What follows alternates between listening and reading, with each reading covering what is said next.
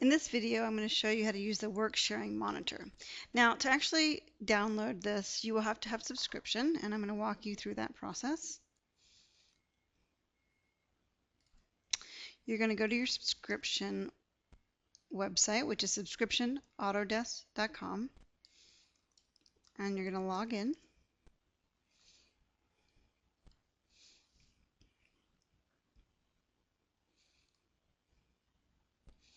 And I'm going to choose Downloads, Product Enhancements, and then do a search for Worksharing. And you should see the Worksharing monitor for Autodesk Revit 2011. Again, with any add-in that you're going to install, once you download it, make sure Revit is closed once you go through the installation process.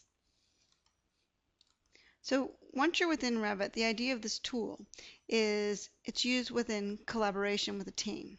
So if I take my project that I'm in now and create a Worksharing project,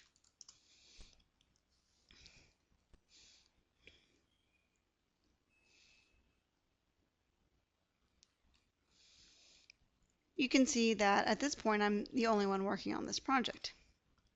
So I'm going to launch my Worksharing monitor.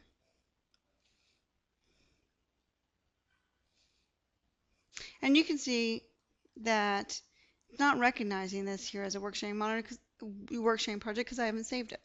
So I'm going to go ahead and save it.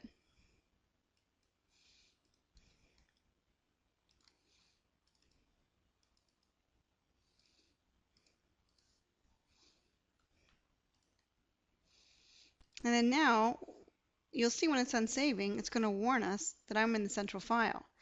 And as anybody who's ever worked on a Revit project that's been set up as Worksharing, you should never work in the central file when other users are in the local file. One of the problems is that Revit didn't have a built-in application to let us know this. So when you use the Worksharing monitor, it will give you an idea of who's working on what. So I will now immediately get out of the central file and create a local file. And once I create this local file, you will see that it'll change to working in local. So when there are, let's say, 5 or 6 people working in the project, sometimes there can be conflict. And by always having the Worksharing monitor open, it will help you understand who's working when, who's saving when. Ideally, you don't want the entire team to save back to the server at the same time. Therefore, you can keep track of the progress here. Under the options, it gives you the ability to say, keep the Worksharing monitor window on top of other applications, or if you have 2 monitors, you can keep it on a secondary monitor.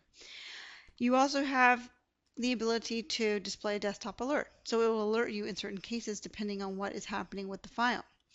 Now, the editing request, as most people know it here in the Collaborate tab, you have editing requests, but the problem with this is that it doesn't warn you when there's a request. So what's great about the monitor is that it will actually send you this information. The other aspect that I want to show is the system performance. Many times people are not sure as to how much memory is being used up by running the software in the application, and here it's giving you that information so that you can keep track of it if you're running into issues with the software crashing or with other potential performance concerns. And that's pretty much it. The editing request, of course, will show up here and any of your notifications.